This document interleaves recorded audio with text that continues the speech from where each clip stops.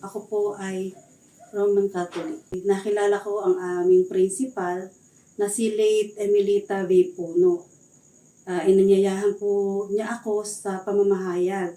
Nasiyahan po ako sa naririnig ko sa mga naririnig kong mga aral ng Diyos.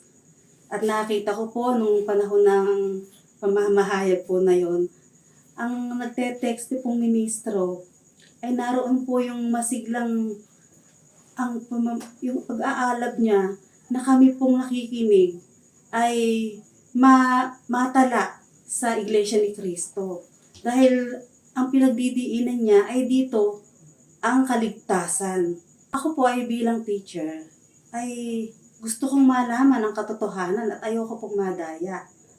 Kaya po, inaral ko po sa mga Biblia na kung ano ba yung tunay na relihiyon. At ganoon naman din po sa pakikinig ko sa Iglesia ni Cristo. Na yun naman din pong banal na Biblia ang sumasagot din po sa aking mga katanungan.